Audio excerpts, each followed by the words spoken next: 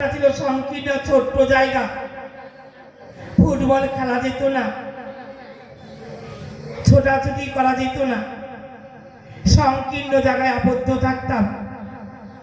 কিন্তু এখানে যখন আসছি বিশাল,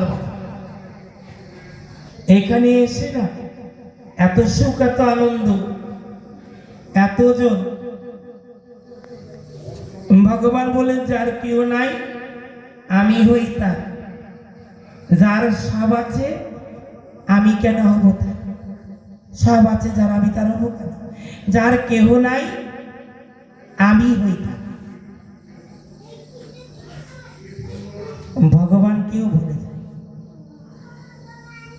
তা যাই হোক, যে প্রসঙ্গে ছিলাম, তো এই টুনটুনি পাখিটা তার ছোট্ট বাচ্চাগুলোকে নিয়ে আসছে, স্বামীকে সঙ্গে করে নিয়ে তারা একসঙ্গে মরে যাবে, কারো যেন কেউ সুখ করবে না।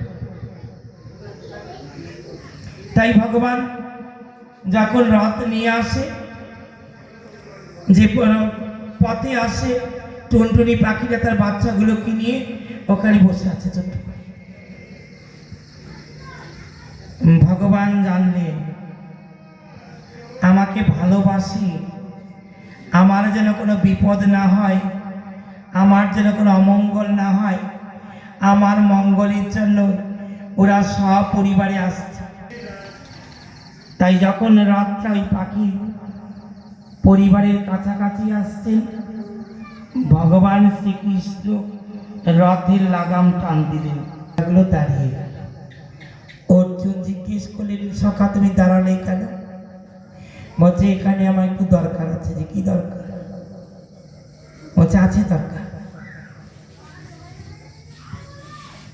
অর্জুন জিজ্ঞেস করলেন, সখা দরকারটা কি? ভগবান শ্রীকৃষ্ণ বলেন, অর্জুন আমার যেন মঙ্গল হয়, আমার যেন কোনো অমঙ্গল না হয়, আমার যেন শুভ হয়। তাই আমার মঙ্গল কামনার্থে পরিবারের সকলে মিলে আসছে আমার এই রথের চাকার নিচে, ওরা দেহ দিবে। ভগবান শ্রীকৃষ্ণের বদনে শুনে অর্জুন বললেন, শাখা ওরা তোমাকে এত ভালোবাসে। বলছে আমি যদি ভালোবাসি, তো আমি ওদের ভালোবাসি বলেই তোরা ভালোবাসে, তাই ওদের ভালোবাসার দাম আমাকে দিতে হবে। ভগবান শ্রীকৃষ্ণ যখন বলেন ওদের ভালোবাসার দাম আমাকে দিতে হবে, অর্জুন বলেন, শাখা কি করে দেবে?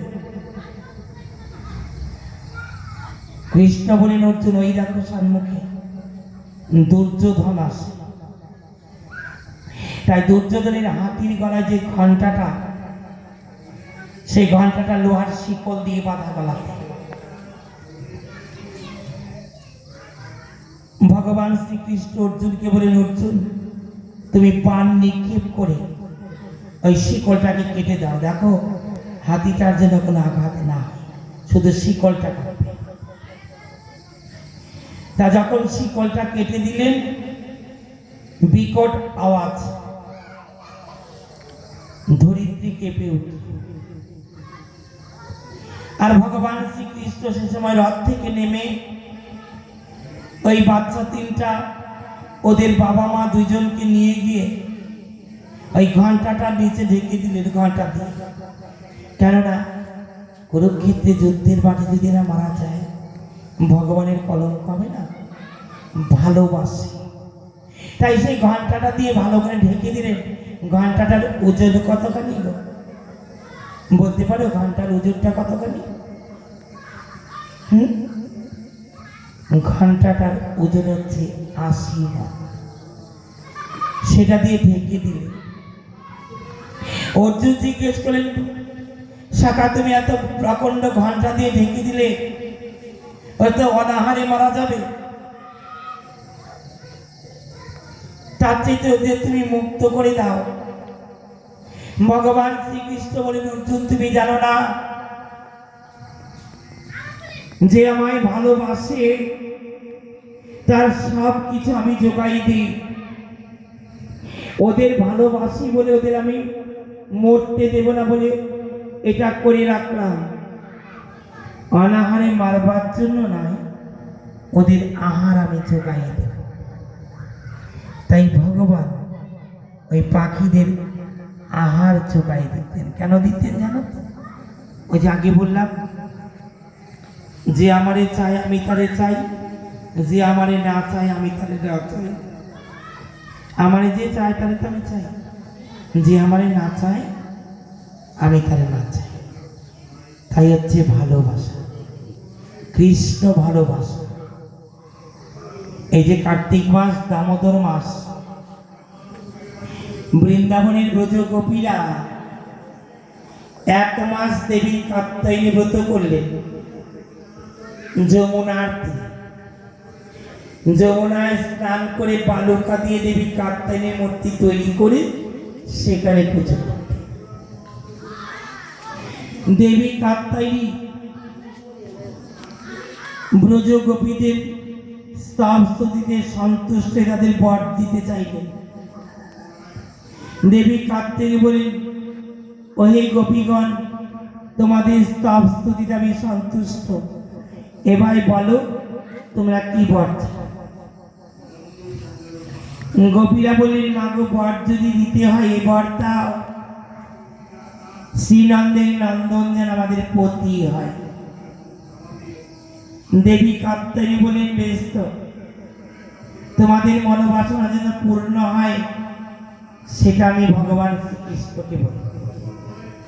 দেবী কাত্যায়নী যিনি যোগমায়া, সব কিছুতেই যোগাযোগ করে দেন। দেবী যোগমায়া ভগবান শ্রীকৃষ্ণকে বলেন, প্রভু রাধে রাধে, বসো দিও, একটু বসো, আমি আসছি, আমি শেষ দেব করি। উনি আসছেন তো, কীর্তনী আসছেন, অনেক আসছেন। দেবী যোগমায়া ভগবান শ্রীকৃষ্ণকে বলেন, প্রভু আমি তোমার কথায় অনেক কিছু কর্ম করে দিচ্ছি, এবার আমার একটা কথা তোমাকে রাখতে হবে। সেটা কি জানো? বৃন্দাবনের ব্রজ গোপীরা 1 মাস ব্যাপী আমার ব্রত করলেন। ওরা আমার কাছে বর চাইলেন, তুমি যে দাও ওদের মনোবাসনা পূর্ণ করো। পতিরূপী ভগবান শ্রীকৃষ্ণ যোগমায়াকে বলে দিলেন, তুমি ওদের বলে আসো, ওদের মনোবাসনা পূর্ণ হবে আগামী শারদ পূর্ণিমা। 1 মাস ব্যাপী ব্রত করলেন, শারদ পূর্ণিমাতে মনোবাসনা পূর্ণ করলেন। কিভাবে? যত কৃষ্ণ তত গোপী, প্রত্যেকটা গোপীর পাশে একটা করে কৃষ্ণ। ভগবান গোপীদের মনোবাসনা পূর্ণ করলেন। যত গোপী তত কৃষ্ণ, যত কৃষ্ণ তত গোপী। তোমরা এখানে যতজন বসে আছো, 10-15 জন নাকি? তোমাদের পাশে কৃষ্ণ নাই? তোমরা কি কৃষ্ণ ছাড়া? কৃষ্ণ আছে, কৃষ্ণ আছে বলেই তো আসছো। যদি কৃষ্ণ না থাকতো আসতে কি করে? কীর্তনীয়রা বলে থাকেন, এসো দুটি ভাই গৌর নিতাই, দ্বিজমণি দ্বিজরাজ।